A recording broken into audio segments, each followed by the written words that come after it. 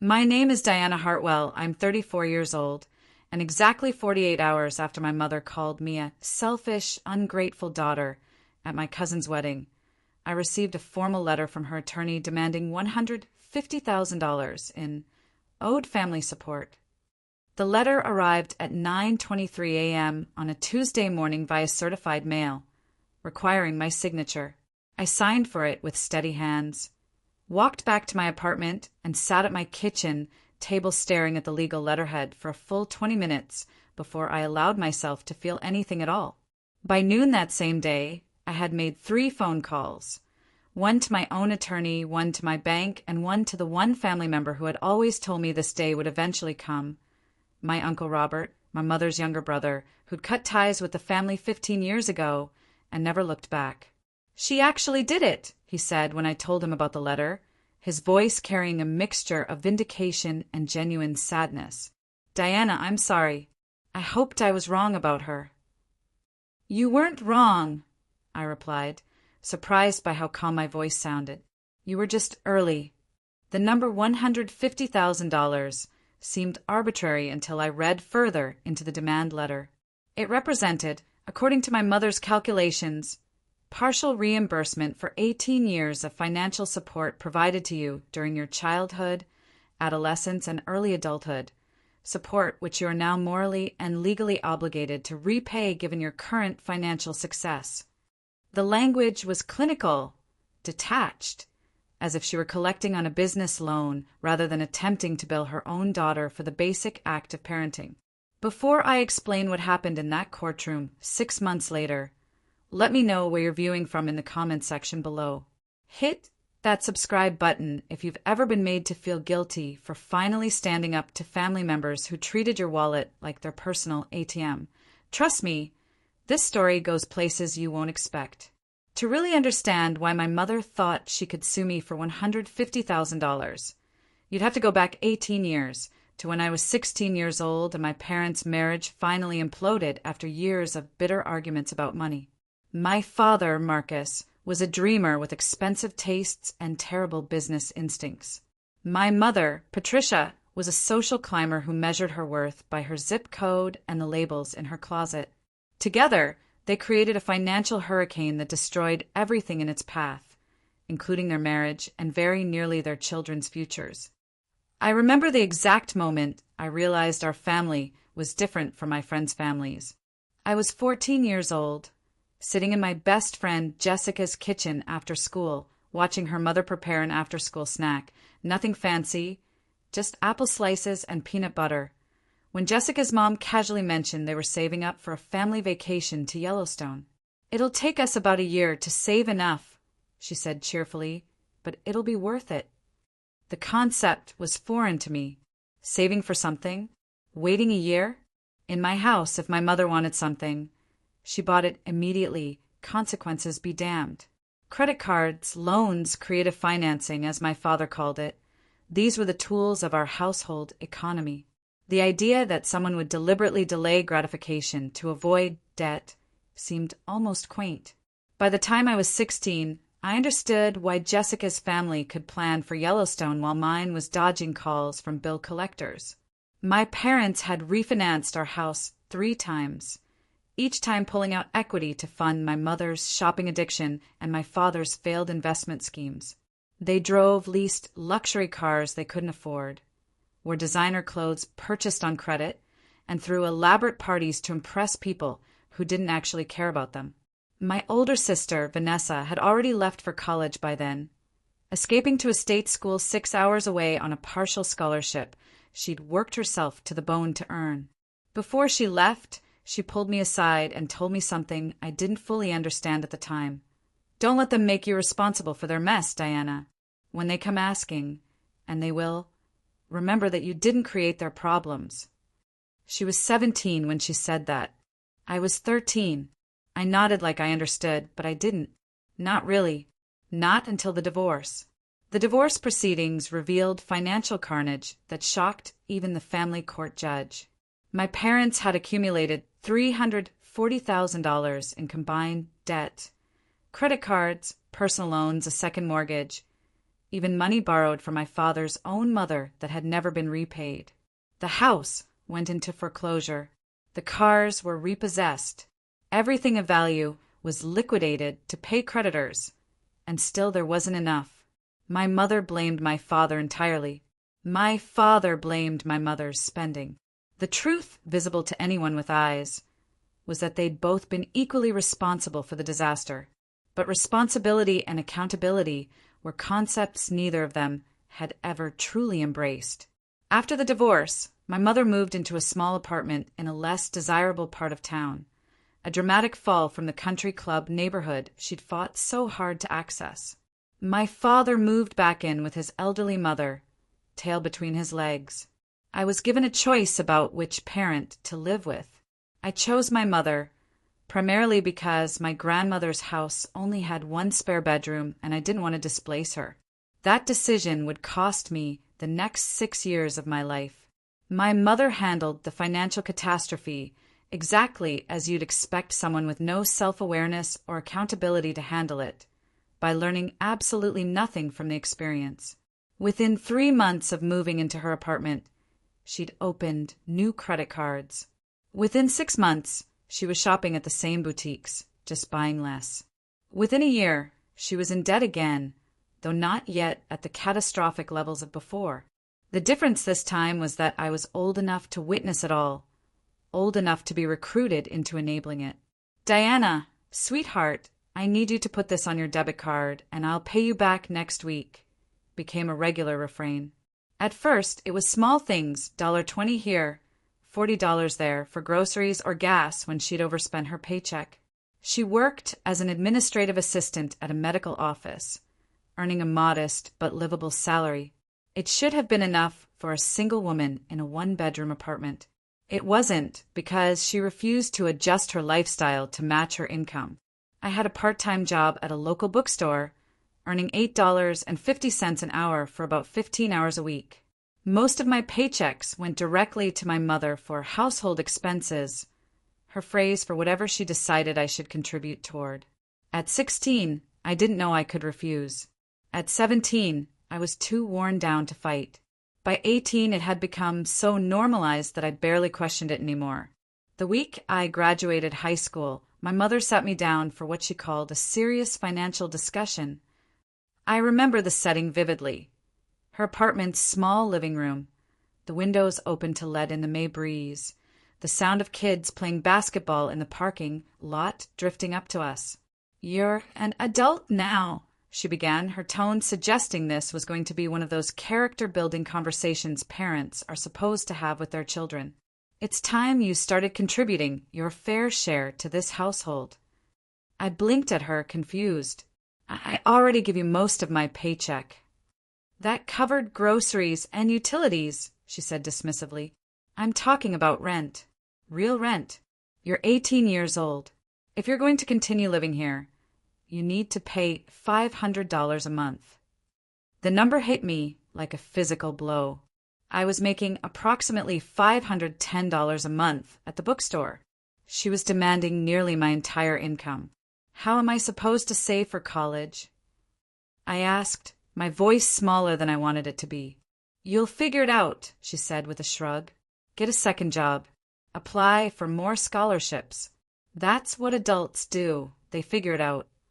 I had been accepted to the state university with a partial scholarship covering about 60% of tuition. I'd been planning to work full-time over the summer, save every penny and cover the rest with student loans. My mother's new rent demand demolished that plan entirely. "Mom, I can't pay you $500 a month and save for school. It's mathematically impossible." Her expression hardened. "Then maybe you should rethink your priorities. Family comes first, Diana. I kept a roof over your head for 18 years. The least you can do is contribute now that you're legally an adult." That phrase, "the least you can do," would become her favorite weapon over the next several years. Any request for money, any demand for my time or resources, was always framed as the least I could do in return for her having performed the basic legal obligation of housing and feeding her minor child. I paid the $500 a month. I got a second job waiting tables at a chain restaurant. I deferred my university enrollment for a year, then another year, then another. By the time I was 21, I had 3 jobs, no college education, and a mother who had convinced me that I owed her my entire existence. My Uncle Robert came back into my life during this period, though back is misleading since I barely remembered him from childhood. He'd had some falling out with my mother when I was very young. Something about money, though nobody would tell me the details, and they hadn't spoken in over a decade. He found me through Facebook of all places, sending me a message that said simply, "You're Patricia's daughter, right? The younger one? I'm your Uncle Robert. I'd like to buy you coffee if you're interested in meeting." I was 22 when we first sat down together at a Starbucks near my apartment. He was in his early 50s then, a software engineer who'd moved to Seattle and built a comfortable life for himself far from the family drama. He ordered a black coffee and got straight to the point. "Your mother is probably bleeding you dry," he said, not unkindly. "That's what she does. That's what she did to our parents, to her friends, to anyone who gets close enough. I want you to know that you have options, that you don't have to." "I'm fine," I interrupted, defensive. "She's my mother. I'm just helping her out." Robert studied me for a long moment, then nodded slowly. "Okay, but when you're not fine anymore, when you're ready to hear the truth, call me." He slid a business card across the table. "That's my number. Use it whenever you need to." I didn't call him for 3 more years. The breaking point should have been when my mother borrowed $3,000 from me to cover what she claimed was an emergency dental procedure, then posted Instagram photos of herself at a luxury spa resort 2 weeks later. It should have been when she convinced me to co-sign a car loan for her, promising she'd make every payment, then defaulted after 4 months, destroying my credit score.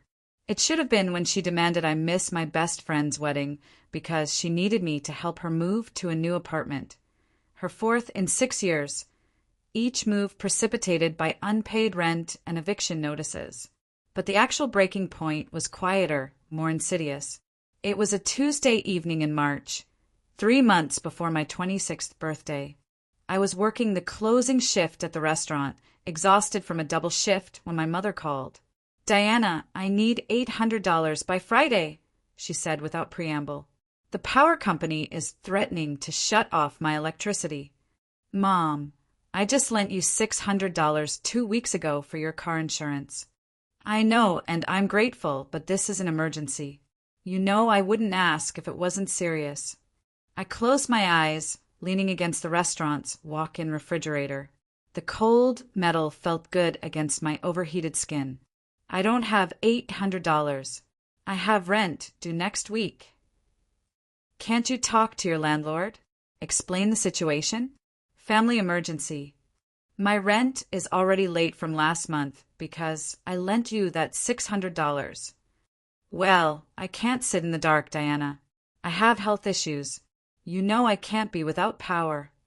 The health issues were vague, ever-changing, and never quite serious enough to actually seek medical treatment for, but serious enough to be deployed whenever she needed sympathy or leverage.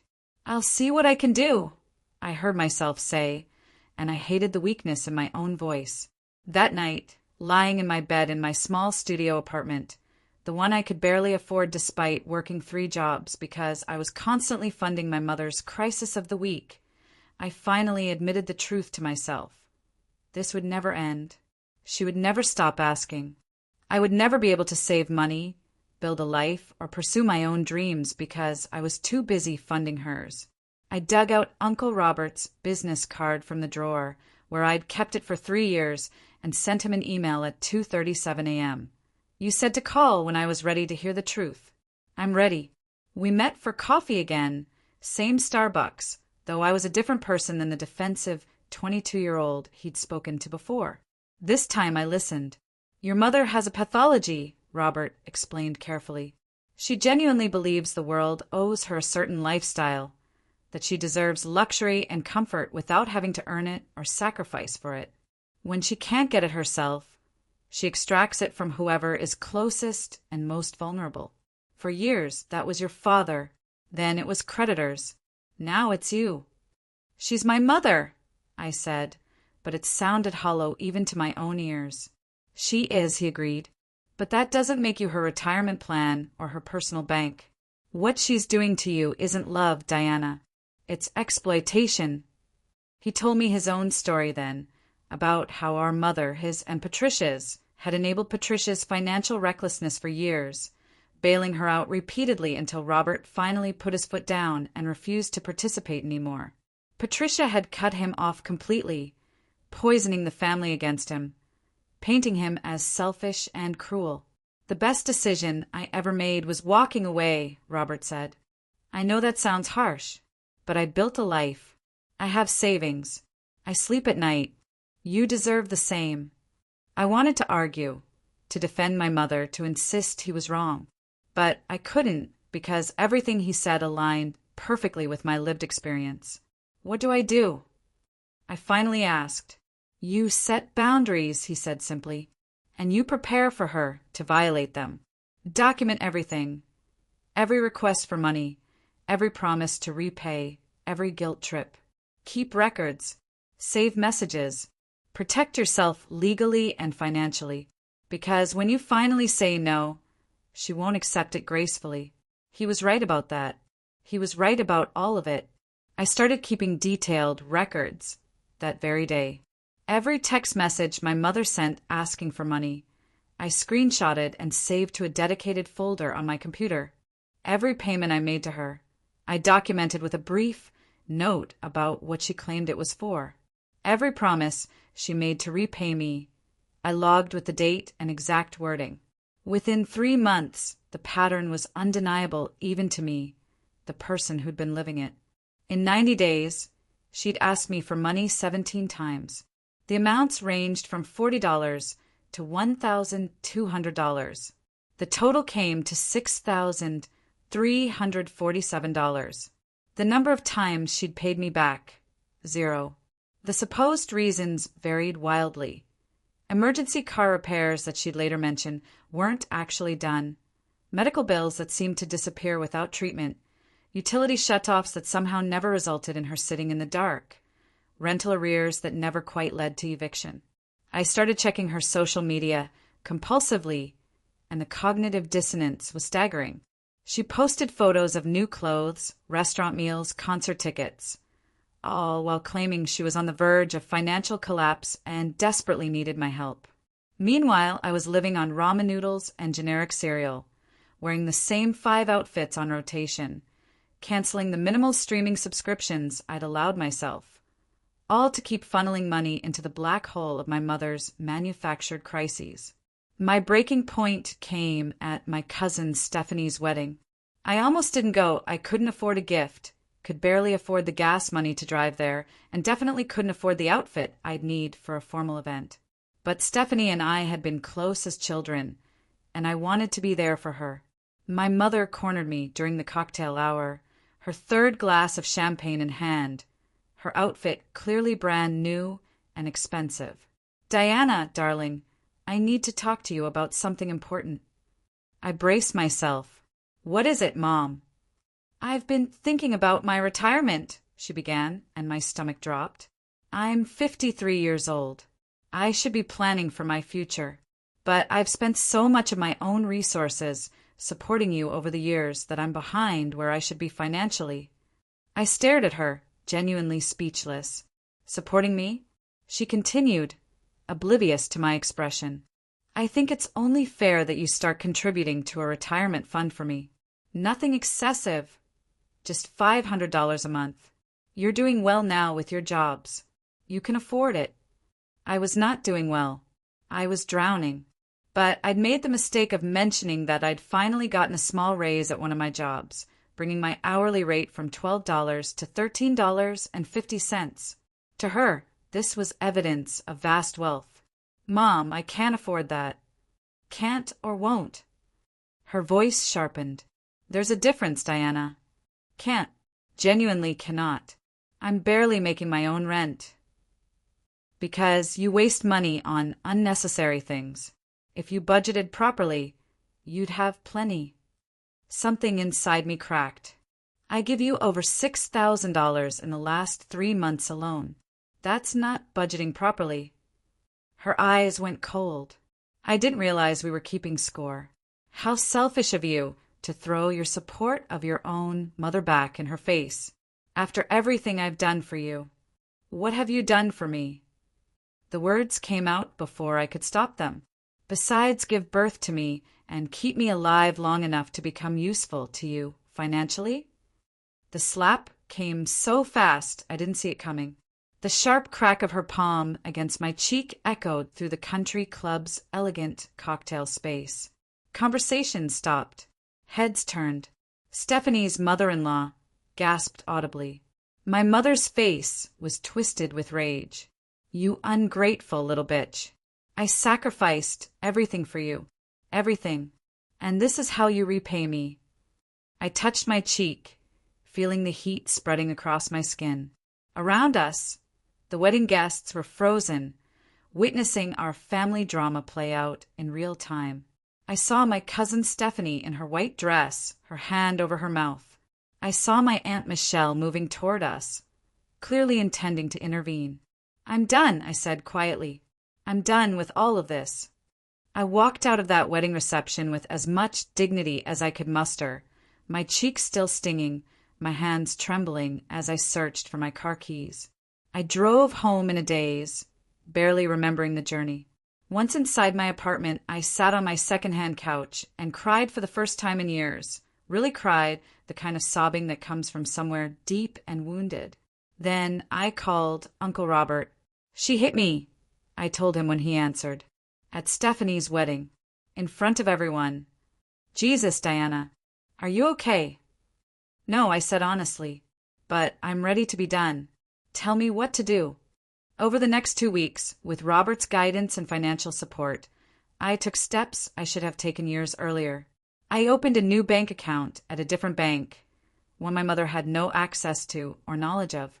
I changed my phone number and only gave the new one to people I trusted, a devastatingly short list. I consulted with an attorney about my legal obligations and protections. The attorney, a sharp woman in her 40s named Margaret Voss, listened to my story with an expression that shifted from professional neutrality to barely concealed disgust. Let me be very clear, she said when I finished.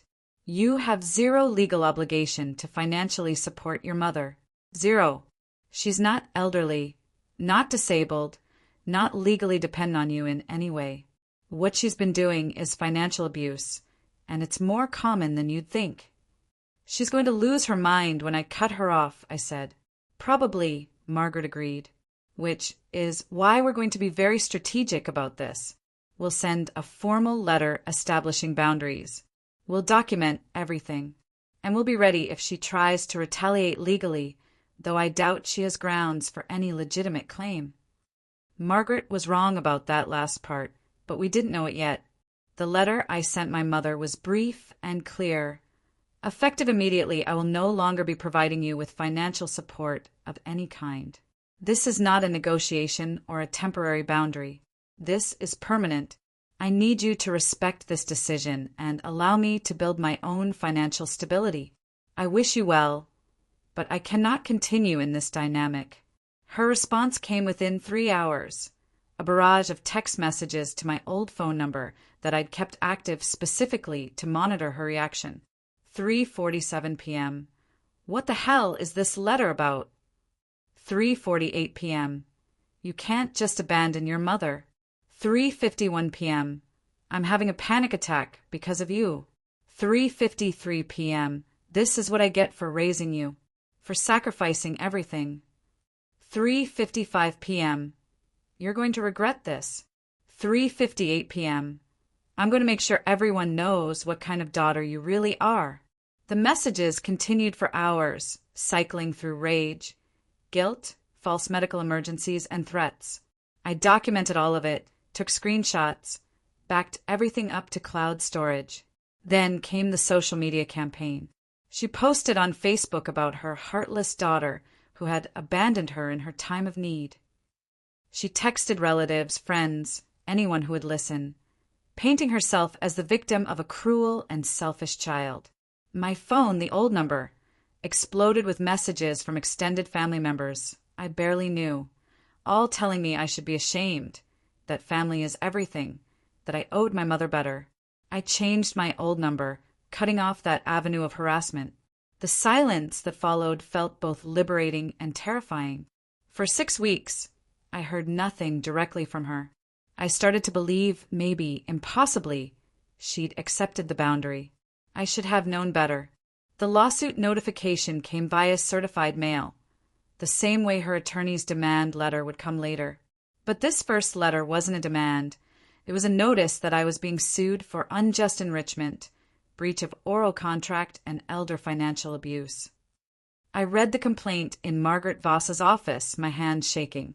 My mother was claiming that we had an oral agreement where I would support her financially in exchange for her having raised me, that I had enriched myself through her sacrifices, and that my refusal to continue supporting her constituted elder abuse. The demanded amount, $150,000, representing what she calculated as her investment in my upbringing, plus interest and emotional damages. "This is insane," I said, my voice barely above a whisper. "Can she actually do this?" Margaret's expression was grim. "She can file whatever lawsuit she wants. Whether she can win is another question entirely. This is, frankly, one of the most frivolous suits I've seen in my career. But we still have to respond, still have to go through the process. I don't have money for a lengthy legal battle. That's the whole point. She's bled me dry." "Let's deal with what we can control," Margaret said calmly. "First, we file a response denying all claims. Second, we prepare our evidence. You've been documenting, right?" I pulled out my phone and opened the folder where I'd been saving everything. Hundreds of screenshots, detailed spreadsheets, bank statements showing the flow of money, always in one direction. Credit card statements showing her purchases while claiming poverty. Social media posts contradicting her claims of financial hardship. Margaret's eyes widened as I scrolled through the documentation. "Diana, this is incredibly thorough. This is exactly what we need." "My uncle told me to document everything," I said. "I've been doing it religiously for 8 months." Over the next 4 months, the legal process ground forward with agonizing slowness. My mother's attorney submitted discovery requests, demanding financial records, employment history, communications between us. We complied with what was legally required and objected to the overreaching requests. We submitted our own discovery, requesting proof of the alleged oral contract, documentation of her claimed financial sacrifices, evidence of her financial need. She provided nothing substantive, just rambling affidavits from friends who witnessed her dedication as a mother, medical bills from years ago, and printouts of generic parenting expense articles from the internet claiming it costs $3,610 to raise a child to age 18. "She's actually trying to bill you for being her child," Margaret said, incredulous, reviewing the submission. "I've seen parents try to claim repayment for college tuition they provided, for loans they made, but I've never seen someone try to bill their child for basic child-rearing expenses. It's absurd." What wasn't absurd was the toll the lawsuit took on me emotionally and financially. Even though Margaret was working for a reduced rate, Uncle Robert quietly helped with legal fees, a gift I promised myself I'd repay once I got back on my feet. The stress was crushing. I lost weight. I developed stress-induced insomnia. I jumped every time my phone rang, terrified it would be more legal correspondence. My mother escalated her public campaign against me. She gave an interview to a local news station about ungrateful adult children abandoning their elderly parents, never mind that she was 53 and perfectly capable of working. She organized a protest outside my workplace, her and 3 friends holding signs about elder abuse, until building security escorted them off the property, and my employer filed a restraining order on my behalf. The worst part was the family members who believed her narrative. My sister Vanessa, who'd escaped years before and had her own complicated relationship with our mother, called me crying. "Diana, what's happening?" "Mom says you've cut her off completely, that you're trying to destroy her." "She's suing me for $150,000, I said flatly.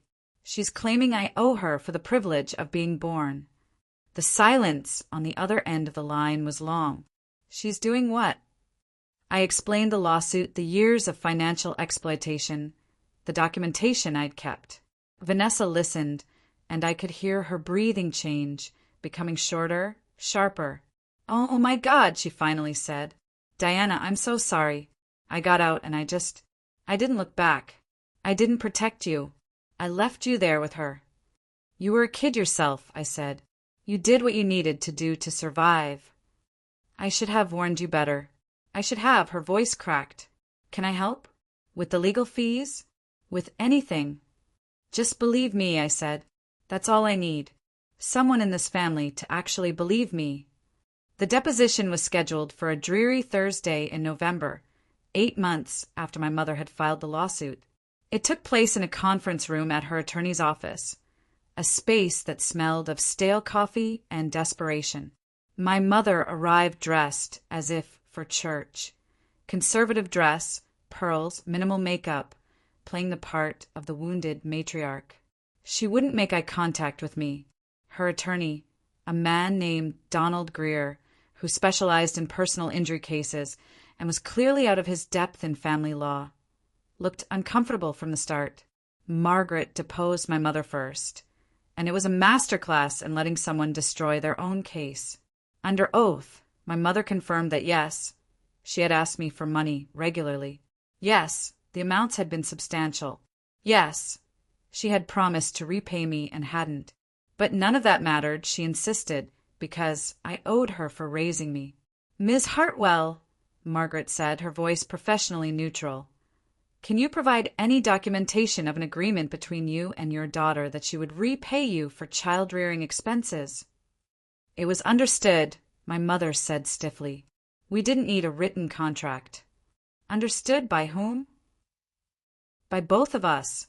She knew that when she became an adult, she would support me as I had supported her." "Did you ever explicitly discuss this alleged arrangement?" My mother hesitated. "Not in so many words, but it was implied. Family takes care of family." "Did you make similar arrangements with your older daughter, Vanessa?" "Vanessa has her own challenges. She's not as financially successful as Diana." Margaret pulled out a document. "According to public records, Vanessa is a hospital administrator earning approximately $95,000 annually. That seems fairly financially successful. Why haven't you sued her for $150,000? My mother's attorney objected, but the damage was done. It was clear to everyone in the room that I hadn't been targeted for owing anything. I'd been targeted for being accessible and compliant. The deposition continued for 3 hours. Margaret methodically went through every claim in the lawsuit, and my mother's answers became increasingly contradictory. She claimed financial hardship while admitting to recent vacations, spa visits, and shopping trips. She claimed I'd agreed to support her while also admitting we'd never had an explicit conversation about it. She claimed elder abuse while acknowledging she was healthy and employed. When it was my turn to be deposed, I was terrified, but Margaret had prepared me well. I answered every question honestly and directly. Yes, I had given my mother money. Yes, it was substantial. No, I had never agreed to provide lifetime support. No, there had never been a contract, oral or otherwise. Yes, I had documentation of every transaction. Mr. Greer asked me, "Don't you feel any obligation to support your mother after everything she did for you?" "She fed me, clothed me, and housed me until I was 18, I replied calmly. "Those are legal obligations parents have to their minor children, not debts that children incur. I didn't ask to be born. I didn't negotiate the terms of my existence. She chose to have children, and with that choice came responsibilities that she's now trying to reframe as loans." His face reddened. "That's a very cold way to view your relationship with your mother. It's an honest way, I said. And honesty is what we're supposed to be engaging in during a deposition, isn't it? The mediation session, 2 months later, was somehow worse than the deposition. The mediator, a retired judge with a reputation for pushing settlement, clearly thought this was a case that could be resolved with compromise. "Ms. Hartwell," she said, addressing me, "I understand you have strong feelings about your mother's conduct, but family lawsuits are costly and emotionally damaging for everyone involved. Is there any amount you would consider paying to resolve this matter and restore family harmony?" "No," I said simply. The mediator blinked. "I haven't even suggested a number." "Because there's no number," I replied. "This lawsuit is frivolous and abusive. It's an attempt to weaponize the legal system to force me back into a pattern of financial exploitation that I've escaped. If I settle for any amount, even $1, I'm validating her claim that she has a right to my earnings. I won't do that." My mother spoke for the first time since we'd entered the room. "You see how she is? Cold, calculating. This is what I raised." "You raised someone who finally learned to say no to you," I responded, looking directly at her for the first time. "That must be very inconvenient." The mediator tried various approaches for 2 hours, but I wouldn't budge. Margaret sat beside me, occasionally squeezing my hand under the table in support, but letting me speak for myself. The mediation ended with no settlement, and the case was scheduled for trial. The trial date was set for April 15th, ironically tax day. In the weeks leading up to it, I experienced a strange calm. I'd done everything I could to prepare. I'd organized every piece of evidence. I'd practiced my testimony with Margaret until I could recite it in my sleep. There was nothing left to do but show up and tell the truth. The night before the trial, Uncle Robert took me to dinner. "How are you holding up?" he asked. "I'm ready," I said. "I'm ready for it to be over, whatever happens." "You're going to win," he said with quiet confidence. "Not just the case, Diana. You're going to win your life back." I wanted to believe him. The courtroom was smaller than I'd expected from watching legal dramas on TV. The judge, a woman in her 60s named Judge Andrea Morrison, had a reputation as a no-nonsense jurist who didn't tolerate frivolous litigation. That was good news for us. My mother's attorney presented their case first. He called my mother to the stand, and she performed beautifully for the judge. Tears at appropriate moments, trembling voice when discussing her financial struggles, righteous indignation when discussing my abandonment. She testified about sleepless nights, worrying about bills, about having to choose between medication and food, about the shame of having a daughter who'd turned her back on her own mother. It was a compelling performance, if you didn't know the truth. Mr. Greer entered into evidence the generic parenting cost articles, some receipts from my childhood, birthday presents, school supplies, a field trip fee from 1998, and character statements from friends attesting to what a devoted mother she'd been. Then it was Margaret's turn to cross-examine. "Ms. Hartwell, you testified that you're struggling financially, correct?" "Yes," my mother said, dabbing at her eyes with a tissue. "Can you explain, then, these credit card statements showing charges at luxury retailers, spas, and upscale restaurants, all within the last 6 months?" Margaret pulled out document after document, each one a charge my mother had made while claiming poverty. My mother's face flushed. Those were necessities. I deserve some quality of life. A $300 facial is a necessity. Self-care is important for mental health. And this $800 handbag. I needed a professional bag for work. Margaret systematically went through the evidence, showing the judge a pattern of extravagant spending while claiming financial hardship. Then she moved to the bigger picture. "You've testified that Diana agreed to support you financially for life, correct?" "Yes." "Can you provide the court with any written evidence of this agreement?" "It was an oral agreement and understanding between us." "Can you point to a specific conversation where Diana agreed to this arrangement?" My mother hesitated. It wasn't one conversation. It was understood over time. So you're testifying, under oath, that you never had an explicit conversation with your daughter where she agreed to financially support you indefinitely, but you believe such an agreement exists anyway? Family obligations don't need to be written down, my mother insisted. Did you financially support your own mother indefinitely? The question clearly caught her off guard. That was different. How so? My mother had savings. She didn't need my support. Margaret pulled out another document. According to your mother's will, which is a matter of public record, she left her estate to be divided among her children. You received approximately $35,000. What happened to that money? My mother's attorney objected, claiming relevance, but Judge Morrison overruled him, clearly interested in the answer. I had expenses, my mother said vaguely. This was 5 years ago. You received $35,000 5 years ago. Where did it go? Living expenses, medical bills, necessary purchases. Can you provide receipts or documentation for these expenses? I didn't keep receipts from 5 years ago. Margaret nodded slowly. Yet you're asking this court to believe you kept receipts for your daughter's school supplies from 20 years ago, but not documentation of how you spent $35,000 5 years ago. The contradiction hung in the air. Judge Morrison was making notes, her expression unreadable.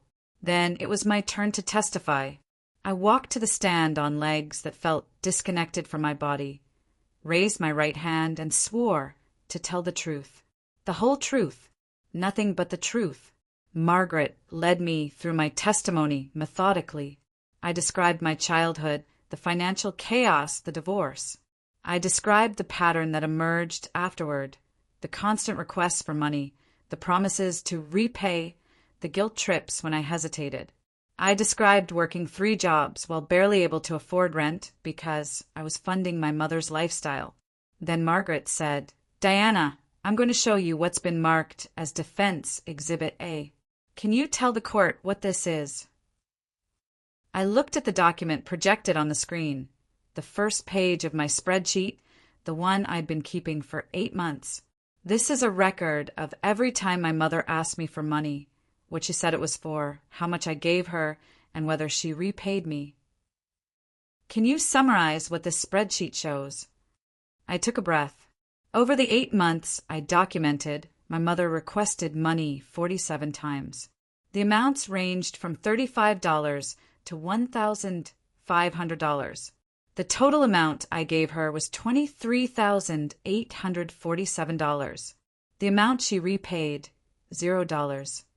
The number echoed in the courtroom, $23,847. In 8 months. The judge's eyebrows rose slightly. Margaret pulled up page after page of the spreadsheet, showing the dates, amounts, stated reasons. Each entry included a screenshot of my mother's text message or a note about the phone conversation. Now, Diana, your mother testified that you had an agreement to support her. Did you ever agree to that? No, never. I gave her money because she claimed to be in crisis, because she's my mother and I wanted to help. But I never agreed to indefinitely fund her lifestyle. Did she ever offer to repay you? Constantly. "I'll pay you back next week," was her standard phrase. She never did. Margaret pulled up more evidence. Bank statements showing my account depleted to double digits, while my mother's showed regular purchases at non-essential retailers. Credit card statements. Social media posts showing my mother at concerts, restaurants, spas, all while claiming she couldn't afford basic utilities. Then came the text messages. Margaret displayed them on the screen, and I watched the judge's expression shift as she read my mother's words. "I can't believe you're going to let your own mother's power get shut off. If I end up homeless, it's on you. I gave you life, and this is how you repay me. You're going to regret abandoning me when I'm gone." Message after message, showing the pattern of manipulation, guilt, and financial coercion. Mr. Greer cross-examined me, trying to paint me as cold and calculating, as someone who viewed her own mother as a burden. But every question he asked, I answered honestly. Yes, I had stopped giving her money. Yes, I had changed my phone number. Yes, I had established boundaries. And no, I didn't regret any of it. "Don't you love your mother?" he finally asked, clearly grasping for emotional impact. "I don't know any more," I answered truthfully. "I know I love the idea of having a mother who loved me back without conditions, without a price tag attached. But that's not who she is. And at some point, I had to choose between enabling her dysfunction and building my own life. I chose my own life. The judge called a recess, and we broke for lunch. I couldn't eat, my stomach too knotted with anxiety. Margaret seemed cautiously optimistic. "The judge is engaged," she said. "She's reading every document, following every thread. That's good for us. And your testimony was perfect, honest, composed, specific." When court resumed, Margaret called Uncle Robert to the stand. He testified about his own experiences with my mother, about the pattern of financial manipulation that stretched back decades, about his decision to cut contact and how it had saved his financial and mental health. Mr. Greer tried to paint him as bitter and estranged, but Robert's calm, factual testimony was hard to discredit. He'd brought his own documentation, emails from years ago where my mother had asked him for money, promised to repay, and never did. The patterns were identical to what she'd done to me. Margaret's final witness was a financial expert who'd reviewed all the evidence. She testified that there was no economic basis for my mother's claimed financial hardship, that her spending patterns showed discretionary purchases rather than necessity, and that the amount she'd extracted from me over the years far exceeded any reasonable repayment for parental expenses. Based on my analysis of the evidence, the expert concluded, Ms. Patricia Hartwell's financial difficulties are entirely self-created through overspending and poor financial management, not through lack of income or support. When both sides rested, Judge Morrison announced she would take the matter under advisement and issue a written ruling within 2 weeks. 2 weeks of waiting, of not knowing, of anxiety that made sleep nearly impossible. The ruling came on a Wednesday afternoon. Margaret called me at 3:17 p.m. "Diana, the ruling came down. You need to sit down." My heart hammered. Did we win? We didn't just win. The judge eviscerated her case. "She's dismissing it with prejudice, meaning your mother can never refile these claims, and she's awarded us attorney's fees. Your mother has to pay our legal costs." I sat down heavily on my couch, the phone pressed to my ear. "She has to pay?" "Every penny." Judge Morrison's ruling is 17 pages long, and it's scathing. She calls the lawsuit a transparent attempt to weaponize the legal system to continue a pattern of financial abuse. She specifically notes that parental obligations to minor children are not debts that can be collected from those children as adults. She found no evidence of any agreement, oral or otherwise. "Diana, this is as complete a victory as you could possibly hope for." I started crying, great heaving sobs of relief that I couldn't control. Margaret waited patiently on the other end of the line while I pulled myself together. "There's one more thing," Margaret said when I'd calmed down enough to listen. "The judge included language in her ruling that if your mother attempts any further harassment or frivolous legal action, she'll be subject to sanctions, including possible jail time for contempt. You're protected, Diana, truly protected." The ruling became a matter of public record. Uncle Robert framed a copy and hung it in his home office. My sister Vanessa called me crying with relief and apology for not standing up for me sooner. Extended family members who believed my mother's narrative reached out with sheepish apologies, though I wasn't particularly interested in reconnecting with people who'd been so quick to assume the worst of me. My mother's response to the ruling was radio silence, at least directly. She couldn't contact me. The judge's warning had been clear, but she posted on social media about corrupt judges and broken family court systems. Her friends rallied around her, posting supportive comments about how she'd been wronged. I didn't care. Their opinions meant nothing to me. The attorney's fees judgment was $47,000. Margaret had worked the case for over a year at a reduced rate, and even reduced, the costs had been substantial. My mother filed for bankruptcy 6 months later, unable to pay the judgment. I felt nothing when I heard that news. Not satisfaction, not pity, just a hollow kind of closure. What I did feel was freedom. Real, tangible freedom. For the first time in my adult life, I could make financial decisions based on my own needs and goals, not on my mother's manufactured crises. I could save money. I could make plans. I could breathe. I went back to school, finally at 28 years old. Uncle Robert helped with tuition, calling it an investment in my future, and this time I accepted the help gracefully, knowing it came with no strings attached. I studied accounting, finding a kind of poetry in balanced ledgers and clear financial pictures, the opposite of the chaos I'd grown up in. 3 years after the trial, I graduated with my bachelor's degree. Uncle Robert and Vanessa came to the ceremony. I'd invited my mother, sending a formal written invitation to her last known address, but received no response. I told myself I was relieved. I'm 34 now, the same age I was when this story started, but I'm writing this from a different place emotionally and financially. I have a career I'm proud of, working as a financial advisor helping people, often young adults, navigate toxic family financial situations. I have savings. I have a retirement account. I have a life that's mine. My mother and I have not spoken in 6 years.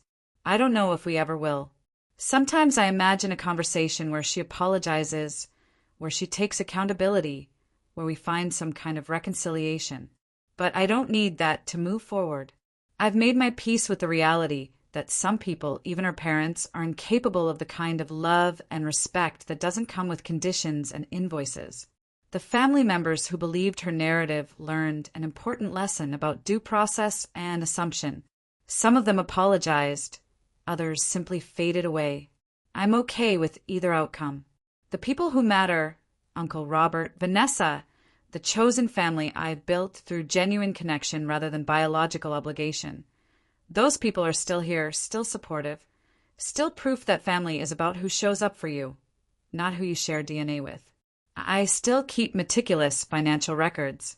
Old habits die hard, and honestly, it's served me well in my career.